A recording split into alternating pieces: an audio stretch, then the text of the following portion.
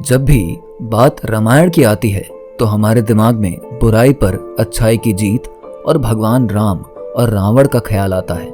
जहाँ पर हमें ये बात याद आती है कि राम रावण युद्ध में भगवान राम ने सच्चाई का साथ दिया था और जीत हासिल करी थी। वहीं अधर्म और गलत रास्ते पर चलते हुए रावण ने माता सीता का हरण करके पाप किया था और इस वजह से युद्ध में उसकी हार भी हुई थी और भगवान राम ने उसका वध कर दिया था। लेकिन अगर ये बात सच है तो भारत देश में ही क्यों आज भी कई ऐसे मंदिर हैं जो रावण नाम से बनाए गए हैं और वहां पर भगवान की पूजा ना होकर बल्कि रावण की पूजा होती है। जैसे मध्य प्रदेश के रावण गांव में बना रावण का मंदिर, उत्तर प्रदेश के कानपुर में बना दशानन मंदिर, ग्रेटर नोएडा में बना बिसराख रावण मंदिर,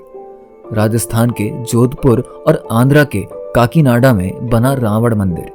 ये कुछ ऐसे मंदिर हैं जिन्हें देखकर मन में सवाल उठता है कि क्या सच में रावण इतना पुण्यात्मा था कि उसकी पूजा होनी चाहिए। आइए जानते हैं इसका जवाब आज की इस वीडियो में। वैसे तो लोग आज भी दशहरा के दिन रावण का दहन करते हैं और उस उपलक्ष्य में उत्सव भी मनाते हैं, लेकिन जैसे जैसे लोगों की सोच बदली, हमने देखा कि हमारे समाज में लोगों के विचारों में अलग तरह का चेंज हुआ है।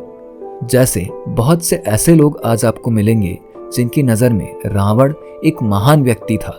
क्योंकि उनका ऐसा मानना है कि वो एक पंडित था और बहुत बड़ा विद्वान होने के साथ साथ भगवान शिव का बहुत बड़ा भक्त भी था और उसने माता सीता का अपहरण अगर किया था तो उसके पीछे सिर्फ और सिर्फ अपनी बहन शूर्पणखा के अपमान का लिया गया बदला था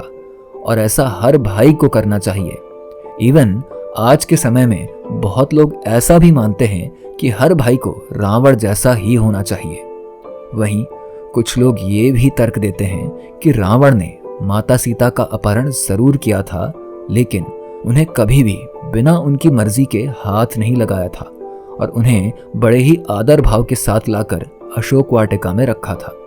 कुछ लोग रावण के भाई विभीषण पर भी सवाल उठाते हैं और कहते हैं कि अगर विभीषण ने रावण के राज के बारे में भगवान श्री राम को नहीं बताया होता तो श्री राम जी के बस की बात नहीं होती कि वो कभी भी रावण जैसे पराक्रमी और बलवान व्यक्ति को मार पाते। और ऐसे और भी ना जाने कई ऐसे तर्क हैं जिन्हें लोग आजकल देते हैं,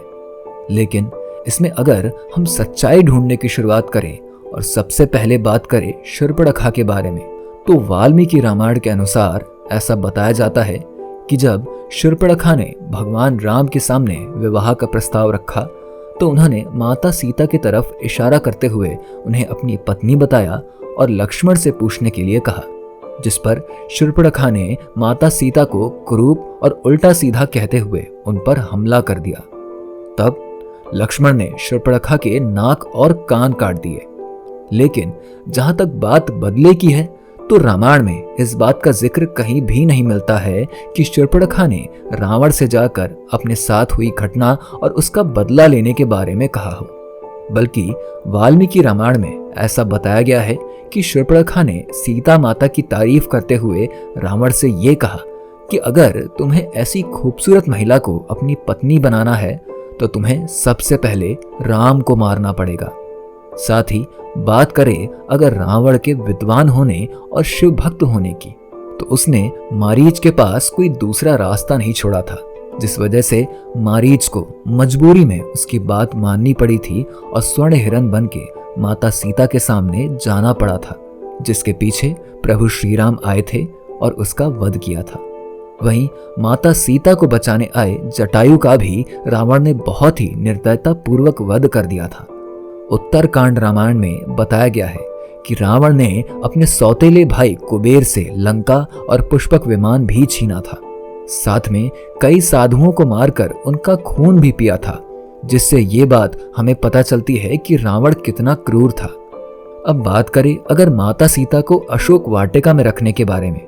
तो रावण ने उन्हें 2 महीने का समय देते हुए कहा था कि अगर 2 महीने में तुमने मेरी बात नहीं मानी तो तुम्हें लंका की रसोई में भेज दिया जाएगा और तुम हम लोगों का आहार बनाओगी जो कहीं से भी उसके उदारपन को नहीं दर्शाता था। वहीं बात करें अगर विभीषण के बारे में, तो हर जगह पर इस बात का जिक्र आपको मिलेगा कि कभी भी गलत का साथ नहीं देना चाहिए। ऐसे में चाहे वो कोई आपका सगा ही क्यों ना हो, और अगर वो गलत रास्ते पर चल रहा है तो उसे समझाना चाहिए, ना कि उसका गलत में भी साथ देना चाहिए, जैसे रावण के बाकी पुत्रों और उसके अपने भाई कुंभकर्ण ने किया था। यही सत्य और धर्म का नियम है। वाल्मीकि रामायण के अनुसार रावण के नाभि में किसी भी अमृत की बात नहीं बताई गई है, बल्कि भगवान राम के द्वारा चलाए गए एक खास तीर का जिक्र जरूर किया गया है,